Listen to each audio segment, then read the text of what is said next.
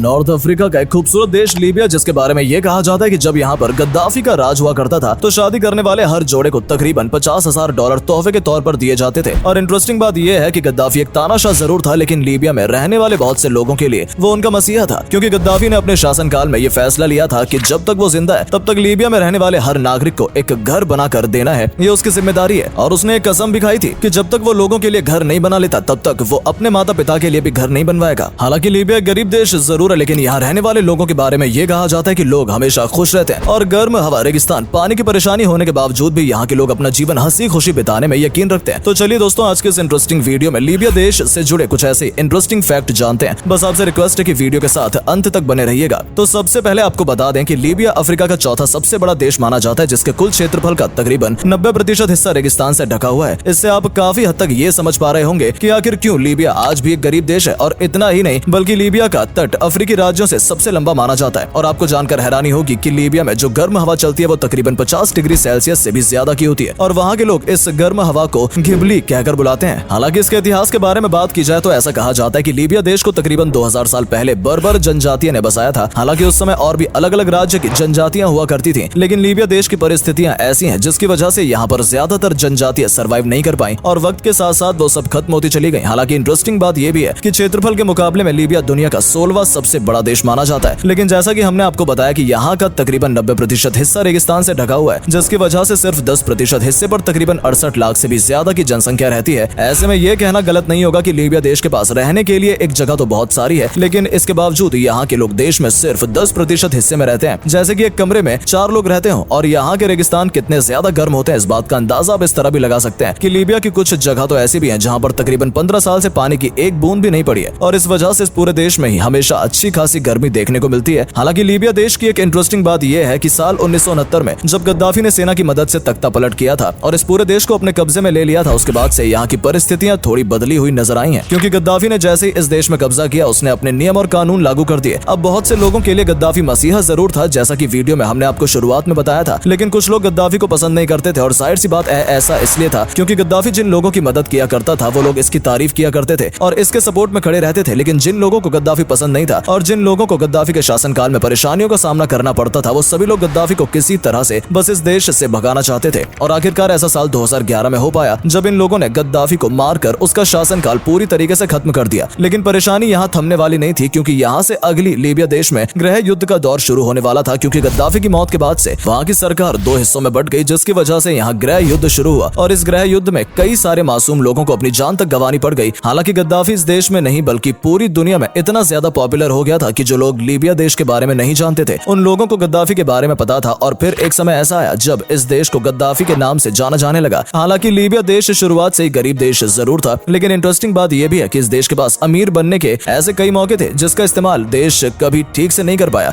क्योंकि साल 1950 के आसपास ही इस देश में तेल की खोज हो गई थी। और इसी दौरान जब सभी अरब कंट्री तेजी से तरक्की कर रही थी, तो ऐसी सिचुएशन में भी लीबिया देश अपने आंतरिक समस्याओं की वजह से तरक्की नहीं कर पाया। हालांकि बीते कुछ सालों की बात की जाए तो लीबिया देश अब धीरे धीरे तरक्की की तरफ जरूर बढ़ रहा है, और इसके पीछे सबसे बड़ी वजह यह है यहाँ हाल फिलहाल जो भी गवर्नमेंट है उसने यहाँ शिक्षा को पूरी तरह से मुफ्त कर दिया है। यानी लीबिया देश के अंदर अगर कोई पढ़ना लिखना चाहता है तो इसके लिए उसे 1 रुपए भी खर्च करने की जरूरत नहीं है। और इस वजह से आज लीबिया देश का लिटरेसी रेट, जो पहले कभी ना के बराबर हुआ करता था, वो बढ़ते बढ़ते 92% तक पहुंच गया है। और इसलिए ये अंदाजा लगाया जाता है कि आने वाले समय में ये देश बहुत तेजी से तरक्की करेगा। लेकिन सच ये भी है कि इतने ज्यादा लिटरेसी रेट होने के बावजूद भी इस देश में रोजगार की समस्या लगातार बनी हुई है। और इस बात का अंदाजा इस तरह भी लगाया जा सकता है कि लीबिया में रहने वाले तकरीबन 75% लोग ऐसे हैं जो कि मजदूरी जैसा काम करके किसी तरह अपना रोजगार चला रहे हैं, जबकि यहाँ रहने वाले बहुत से युवा ऐसे भी हैं जो अच्छी नौकरी के लिए जीत छोड़कर किसी दूसरे देश में काम कर रहे हैं और किसी तरह सर्वाइव कर रहे हैं। हालांकि आज इस देश की थोड़ी बहुत अर्थव्यवस्था जो चल रही है वो यहाँ मौजूद पेट्रोलियम उत्पादों से चल रही है, क्योंकि ये देश हर साल बड़े लेवल पर अमेरिका, चीन, इटली जैसे देशों को पेट्रोलियम उत्पादन एक्सपोर्ट करता है। लेकिन सच ये भी है कि लीबिया देश चीन और अमेरिका जैसे देशों से हर साल तकरीबन $11 बिलियन का सामान खरीदता है, जिसमें ज्यादातर सामान मशीनरी से जुड़े होते हैं, क्योंकि लीबिया देश बहुत कम चीजों का ही प्रोडक्शन खुद अपने देश में कर पाता है। बाकी सभी जरूरत की चीजें, जिनमें खाने पीने के सामान भी हैं, ये सभी चीजें लीबिया दूसरी कंट्री से मंगाता है। हालांकि इस देश में रहने वाले कुछ अमीर भी हैं, लेकिन उनकी संख्या यहाँ बहुत कम है। और हैरानी की बात तो ये है कि लीबिया देश में रहने वाले अमीर और भी ज्यादा अमीर होते जा रहे हैं, और यहाँ के गरीब वक्त के साथ साथ और भी गरीबी की तरफ बढ़ते जा रहे हैं। बात करें यहाँ के अमीरों की, तो यहाँ के अमीर आपको आमतौर पर घुड़सवारी करते नजर आ जाएंगे, क्योंकि लीबिया के लोगों को घुड़सवारी घुड़सवारी करना बहुत ज्यादा पसंद है। इसके अलावा यहाँ के लोग कार रेसिंग भी करना काफी पसंद करते हैं, लेकिन ऐसा वही लोग कर पाते हैं जिनके पास कार खरीदने के पैसे होते हैं। वहीं टूरिज्म की बात की जाए तो ये बात तो आप भी जानते होंगे कि जिस देश में पैसों की जरूरत होती है उस देश में धीरे धीरे क्राइम बढ़ना भी शुरू हो जाता है, और इसलिए गरीबी की वजह से आज बहुत सारे युवा जो लीबिया में रहते हैं वो धीरे धीरे क्रिमिनल बनते जा रहे हैं, जिसकी वजह से बहुत से टूरिस्ट इस जगह पर आना पसंद नहीं करते और इस वजह से यहाँ हर साल बहुत कम टूरिस्ट ही देखने को मिलते हैं। तो दोस्तों फिलहाल वीडियो में सिर्फ इतना ही। हम उम्मीद करते हैं इस वीडियो में बताई गई जानकारी के जरिए आप लीबिया देश को काफी करीब से जान पाए होंगे, और आखिर क्यों ये देश इतने सारे सोर्सेज होने के बावजूद भी तरक्की नहीं कर पा रहा है इसके बारे में भी आप इस वीडियो को देखने के बाद अच्छे से जान गए होंगे। तो अगर ये वीडियो पसंद आई या वीडियो के जरिए आपको कुछ भी जानने का मौका मिला तो इस वीडियो को अपने दोस्तों के साथ भी जरूर शेयर करें ताकि उन तक भी ये जानकारी पहुंच सके। और अगर आप हमारी इस वीडियो को फेसबुक पर देख रहे हैं तो हमारे फेसबुक पेज को भी जरूर फॉलो कर लें ताकि जब भी हम आपके लिए इस तरह की इंटरेस्टिंग वीडियो लेकर आए तो वो आप तक भी पहुंचे। बाकी मुलाकात होगी आपसे नेक्स्ट वीडियो में। धन्यवाद।